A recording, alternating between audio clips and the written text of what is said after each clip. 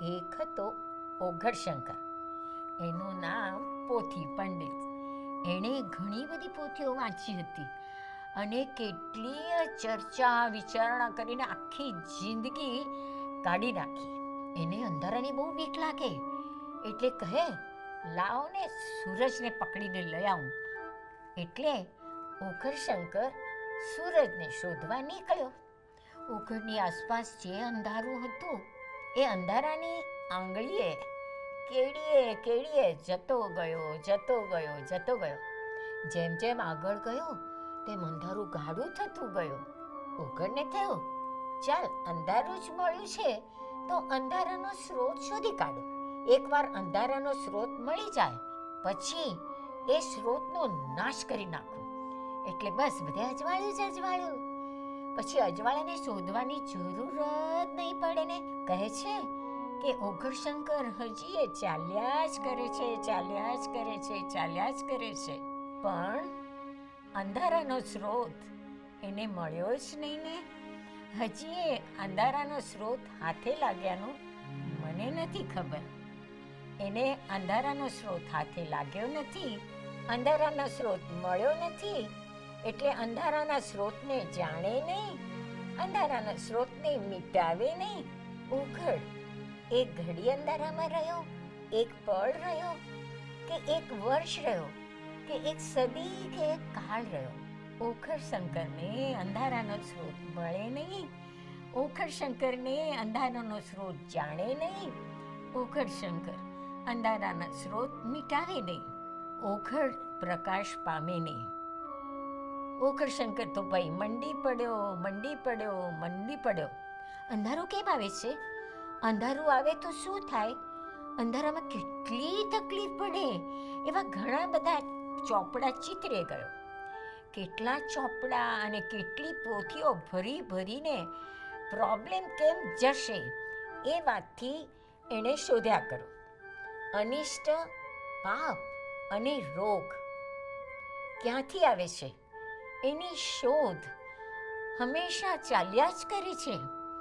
પણ ન તો અનિષ્ટનો સ્ત્રોત મળે છે, ન અનિષ્ટ દૂર થાય છે. ન તો અંધારું જાય છે, ન અંધારાનો સ્ત્રોત મળે છે. અને અજવાળું, ઇષ્ટ, સારું, શુભ આવતું જ નથી. ઓઘડશંકર અજવાળું પામવા માટે અંધારાની આંગળી પકડીને અંધારામાં અટવાયા કરે છે. એ જોઈને મને બહુ દુઃખ થયું. એક હતો ઓઘડશંકર, સાધક કે શોધક. શોધતા ખોજતા પ્રકાશનું એકાદ કિરણ એને હાથે લાગી ગયું. ઓઘડશંકર એક આછેરા અજવાળાને આધારે એક નાનકડી પ્રકાશની કેડીએ ચડી ગયો. મને ખબર નથી એક ઘડી, એક પળ, એક વર્ષ, એક સદી કે એક કાળમાં એને પ્રકાશનો સ્ત્રોત લાદી જ ગયો. એ જોઈને મને બહુ ખુશી થઈ. જો કોઈ અનિષ્ટ, મૃત્યુ અને રોગ અને ઉપાધિની આંગળી પકડીને ચાલે તો ક્યાં જઈને પહોંચે? માંગલ્યના ઉદ્ભવ પર તો નહીં જ ને. કે પછી જો કોઈ શુભ, સત, પ્રેમ અને ચૈતન્યની આંગળી પકડીને ચાલે તો માંગલ્યના ઉદ્ગમથી દૂર કઈ રીતે રહી શકે?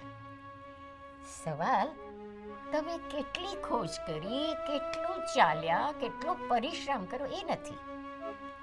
સવાલ એ છે કે તમે ઓઘડશંકર છો કે બોઘડશંકર? તમે કોની આંગળી પકડીને ચાલો છો?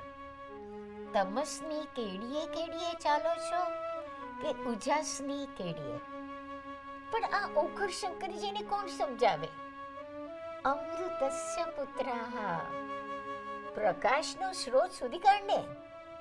પ્રકાશ જીવનમાં કેમ આવે એની શોધ કર. અમૃત, માંગલ્ય અને ચૈતન્ય અને અનિષ્ટની અંધારાની આંગળી છોડી દે ભાઈ. ઉજાસની આંગળી પકડીને ચાલ અને ઉજાસનો સ્ત્રોત સમજ, એને પામ. અંધારો આપોઆપ નાસી જશે. એમાં શું? ગાય બચાવીને અનેક વાર કહેવાય ગયેલું, તમે ફરી એકવાર કહી દીધું, અંધારાની આંગળીએ ચાલો છો કે ઉજાસની?